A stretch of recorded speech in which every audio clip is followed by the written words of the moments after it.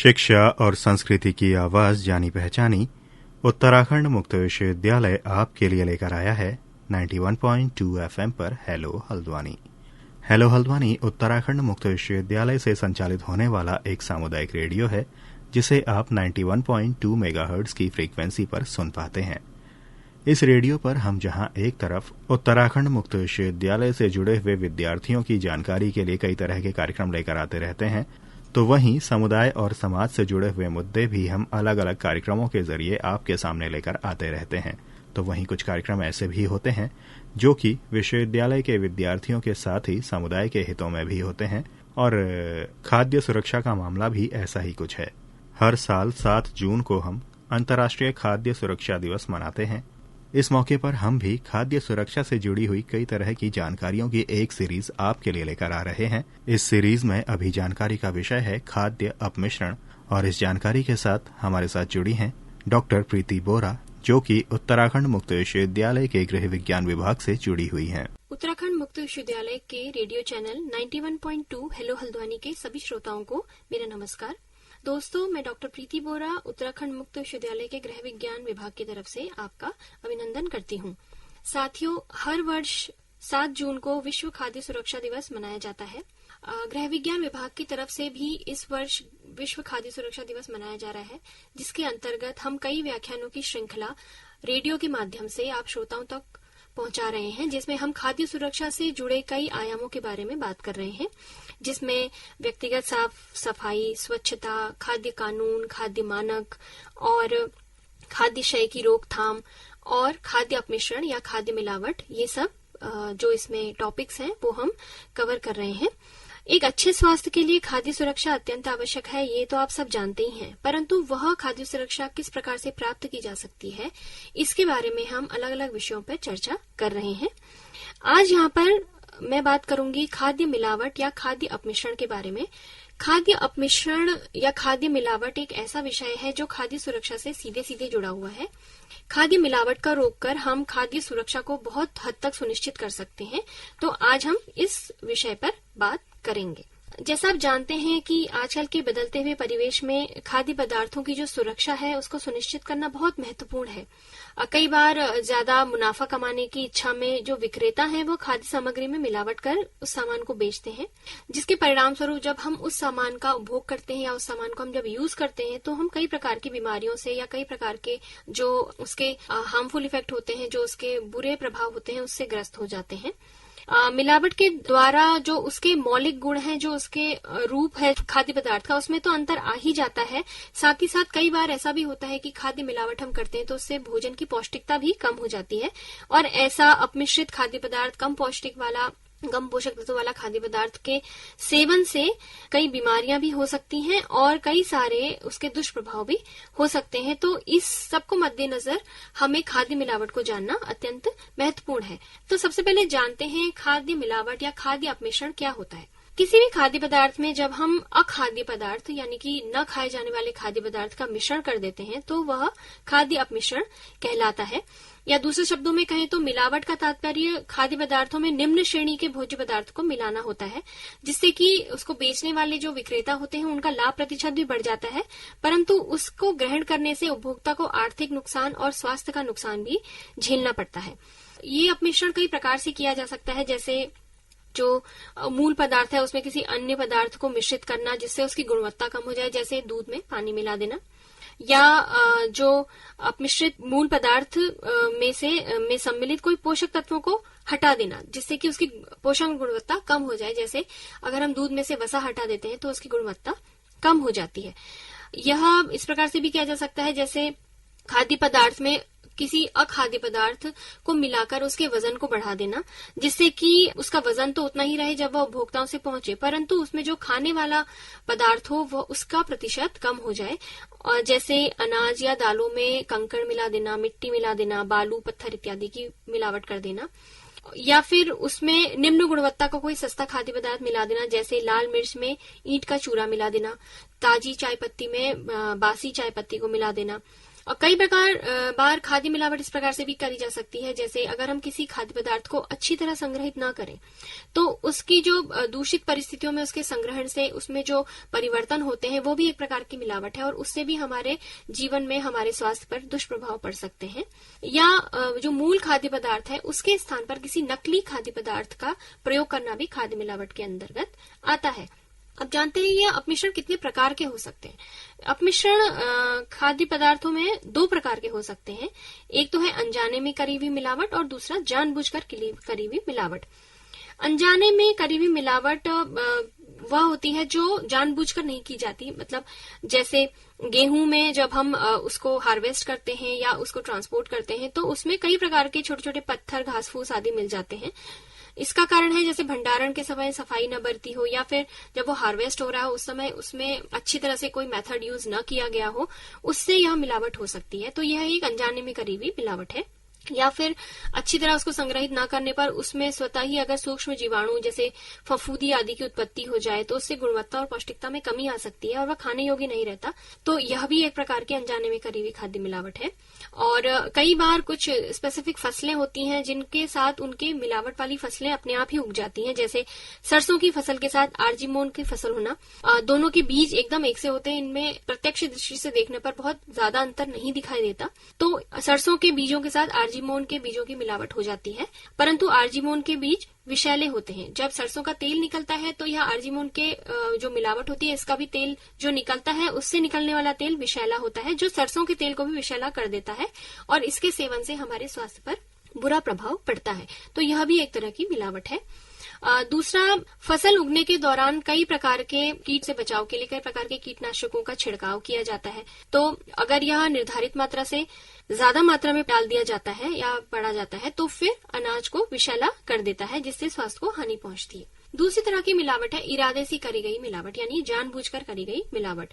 जैसे कुछ उदाहरण मैंने आपको भी दिए, जैसे घी या मक्खन में वनस्पति घी को मिला देना। अरहर की दाल में एक खेसरी दाल होती है जो बहुत ज्यादा विषैली होती है और दोनों देखने में एक सी होती हैं, रंग रूप समान होते हैं, तो उस खेसरी दाल की मिलावट की जाती है। इन दोनों में देखने में अंतर नहीं होता, सिर्फ मूल्य व गुणवत्ता में अंतर होता है और इन दोनों दालों का मिश्रण करके दुकानदार बेचते हैं। तो यह इरादे से करी हुई मिलावट है। जैसे दूध में जानबूझकर पानी मिला देना या दूध से जानबूझकर वसा को हटा देना या फिर शक्कर में सैकरीन मिलाकर उसका वजन बढ़ा देना या फिर जो अनाज वगैरह है उसमें जानबूझकर कंकड़ पत्थर आदि मिलाकर उसके वजन को बढ़ाना, यह भी एक तरह से इरादे से की गई मिलावट या जानबूझकर की गई मिलावट है। बात करते हैं घरेलू स्तर पर हम खाद्य मिलावट का परीक्षण किस प्रकार कर सकते हैं। यह जानना क्योंकि बहुत जरूरी है। अगर आप किसी खाद्य पदार्थ को खरीद रहे हैं तो अगर हम अपने स्तर पर यह जान लें घरेलू स्तर पर कि यह खाद्य पदार्थ मिलावटी है या खाद्य पदार्थ गुणवत्ता परक है, तो हम काफी हद तक अपने स्वास्थ्य के जो उस पे प्रभाव पड़ रहे हैं उनसे दुष्प्रभावों से बच सकते हैं। कुछ एक जो कॉमनली जो यूज्ड फूड प्रोडक्ट्स हैं जो हम आमतौर पर अपने घरों में यूज करते हैं उनके बारे में बात करूंगी कि इसमें किन किन चीजों की मिलावट हो सकती है और घरेलू स्तर पर हम इसे कैसे पता कर सकते हैं। सबसे पहला है घी या मक्खन। घी या मक्खन में वनस्पति तेल की मिलावट हो सकती है। तो अगर आप 1 चम्मच घी या मक्खन में हाइड्रोक्लोरिक अम्ल बाजार में आसानी से उपलब्ध है और चीनी मिलाएंगे और तीनों सामग्री को मिलाने के पश्चात उसको थोड़ा शेक करेंगे और अगर उस मिश्रण में लाल रंग की उत्पत्ति हो तो इससे सिद्ध होता है कि यह वनस्पति तेल का अपमिश्रण इसमें है। कई प्रकार घी में स्टार्च की मिलावट की जाती है जिसको हम आयोडीन से जांच सकते हैं। आयोडीन मिलाएंगे जब इस घी या मक्खन में, तो अगर उसका रंग नीला हो जाता है तो वह खाद्य सामग्री में स्टार्च की उपस्थिति को सिद्ध करता है। ऐसे ही दूध में पानी की मिलावट कैसे करें। वैसे तो लैक्टोमीटर से हम जान सकते हैं कि दूध में पानी की कितनी मिलावट है, पर लैक्टोमीटर एक यंत्र है जो आमतौर पर प्रोफेशनल या फिर जो लोग दुकानों में वगैरह में यूज करते हैं या डेयरी में यूज करते हैं, घर पर हमारे पास लैक्टोमीटर की उपस्थिति होना कम है, तो फिर हम इसको कैसे घरेलू स्तर में माप सकते हैं। जैसे आप स्टील का बर्तन लीजिए और एक कोने से उसमें दूध को गिराइए। अगर दूध तेजी से गिर रहा है और पीछे दाग नहीं छोड़ा है तो इसका मतलब वह दूध मिलावटी है, उसमें पानी मिला हुआ है। अगर दूध की गिरने की जो रेट है वो थोड़ा सा कम है और वह अपने पीछे एक सफेद रंग का दाग छोड़ा है तो इसका मतलब दूध में मिलावट नहीं है। ऐसे ही दूध में स्टार्च की मिलावट को भी हम आयोडीन से पता कर सकते हैं। खोए में हम स्टार्च की मिलावट को भी आयोडीन से पता कर सकते हैं। अब बात करते हैं आर्जिमोन ऑयल की, जो खाद्य तेलों में मिश्रण जिसका किया जा सकता है।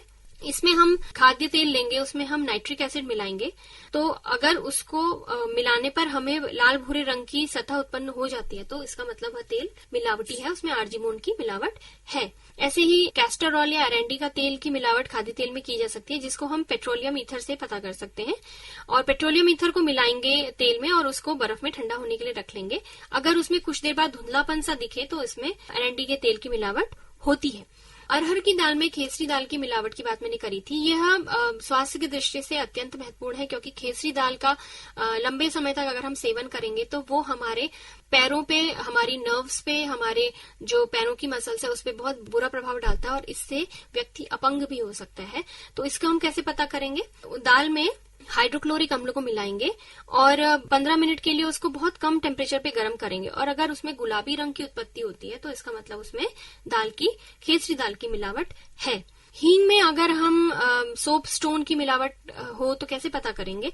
जैसे हींग को हम पानी में मिलाएंगे, अगर उसमें सोप स्टोन है या सेल खड़ी जिसको कहते हैं, प्यूमिस स्टोन जिसको कहते हैं, अगर वो है तो वह भारी होने की वजह से पानी में सेटल हो जाएगा, नीचे की तरफ आ जाएगा।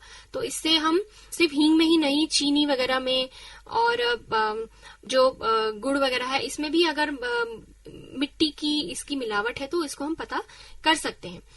चाय पत्ती में प्रयोग की हुई चाय पत्ती को कैसे पता करेंगे? इसकी जांच के लिए पत्तियों को हम एक कागज में फैलाएंगे, अगर उसमें मिलावट होगी तो कागज में उसका रंग आ जाएगा। अगर ऐसा होता है तो इसका मतलब चाय पत्ती में पुरानी चाय पत्ती की मिलावट है। अब चीनी की जैसे मैंने बात करी थी, उसमें चौक का पाउडर डाल देते हैं सफेद रंग के होने की वजह से, तो वह भी सिंपल आप पानी में घोलें और अगर चौक के पाउडर की मिलावट है तो वह नीचे एकत्रित हो जाएगा, पानी के तले में एकत्रित हो जाएगा। काली मिर्च में अक्सर पपीते के बीजों का अपमिश्रण किया जाता है। पपीते के बीज आकार और रंग, सुगंध के आधार पर इसकी मिलावट का पता किया जा सकता है। पपीते के बीज थोड़े अलग होते हैं काली मिर्च के बीजों से, थोड़े अंडाकार होते हैं और जैसे काली मिर्च का रंग काला होता है पर पपीतों के बीज का रंग गहरा हरा या गहरा भूरा होता है और इसकी सुगंध जो होती है वह काली मिर्च से भिन्न होती है। तो इस तरीके से हम पपीते के बीजों का पता लगा सकते हैं। हल्दी में एक आर्टिफिशियल कलर की मिलावट होती है जिसे मेटानिल येलो कहते हैं। इसकी जांच के लिए हम हल्दी में हाइड्रोक्लोरिक एसिड मिलाएंगे और अगर उसमें बैंगनी रंग उत्पन्न हो जाएगा और पानी मिलाने पर यदि वो अदृश्य हो जाता है तो इसका मतलब उसमें मेटानिल येलो की मिलावट नहीं होती है और पानी मिलाने पर भी अगर वो कलर बना रहता है तो इसका मतलब उसमें मिलावट है। गुड़ की बात करें, गुड़ में भी चौक के पाउडर की मिलावट हो जाती है तो इसको भी हम पानी में घोलकर पता लगा सकते हैं। कॉफी में चिकोरी पाउडर की मिलावट होती है। इसके लिए कॉफी को पानी की सतह पर छिड़कें। कॉफी पानी पर तैरती है परंतु चिकोरी पाउडर पानी की सतह पर जमा होने लग जाता है, एक साथ इकट्ठा होने लग जाता है। तो इस तरीके से हम कॉफी में की गई मिलावट का पता कर सकते हैं। ऐसे ही लाल मिर्च के पाउडर में ईंट का चूरा या रंगीन बुरादी का मिक्सचर किया जाता है तो इसको हम मिर्च पाउडर को 1 गिलास पानी में मिलाएं और अगर उसमें बुरादे का या ईंट के चूरे का मिश्रण है तो बुरादा तो हल्का होने की वजह से सतह पे तैरेगा और अगर ईंट का चूरा या खड़िया वगैरह इसमें हो तो वह भार के कारण इसके तले पर बैठ जाते हैं। तो ये कुछ कॉमन जो हम घर में यूज करते हैं खाद्य पदार्थ, उन पे मिलावट अगर हम पता करना चाहें तो कैसे पता कर सकते हैं, ये इसके बारे में मैंने यहाँ पे बताया। किस तरह से बच सकते हैं हम खाद्य मिलावट से? कुछ कॉमन उपाय हैं इसके, जैसे आप कोशिश करें कि आप खुले पदार्थों का सेवन ना करें, खासकर खुले मसालों, खुले दालों का। पैकेट में बंद अच्छे ब्रांड की दालों का अगर आप सेवन करेंगे तो वह दालों में कंकड़ पत्थर और अन्य प्रकार की मिलावट होने के चांसेस कम होते हैं। और पैक्ड खाद्य पदार्थों में देखें कि उसमें food safety and standards authority of India का चिन्ह लगा हो, जिसे हम FSSAI कहते हैं। हर खाने की चीजों में कुछ न कुछ मानकों का चिन्ह होता है। आप जब खाने वाली चीजों के पैकेट को पीछे की तरफ से देखेंगे तो वहां पर आपको उसकी न्यूट्रिशनल इन्फॉर्मेशन और वो मानक भी दिखाई देगा। अगर वो मानक दिखाई देता है इसका मतलब वह खाद्य पदार्थ गुणवत्ता परक है। कोशिश करें कि अपनी विश्वसनीय दुकानों से खरीदारी करें, खुले बाजारों से या खुले की चीजों से खरीदारी न करें और क्योंकि इसमें मिलावटी सामान होने का खतरा ज्यादा होता है। और सरकार द्वारा निर्धारित खाद्य मानकों के बारे में थोड़ा जानें और कोशिश करें कि आप पैकेट जब उसका लें तो उसके बारे में ढूंढें, जैसे ISI mark, BIS mark, FSSAI का, FPO का या एग मार्क। ये कुछ मानक हैं जो खाद्य पदार्थों में दिए जाते हैं और इन मानकों का मतलब होता है कि यह खाद्य पदार्थों में मिलावट नहीं है। तो दोस्तों, आज हमने खाद्य मिलावट से जुड़े कुछ तथ्यों के बारे में जाना और हमने जाना कि कैसे हम घरेलू स्तर पर खाद्य मिलावट का पता कर सकते हैं। आशा है कि आपने इस व्याख्यान से कुछ सीखा होगा और आप इसे अपने घरेलू स्तर पर आजमाएंगे। धन्यवाद।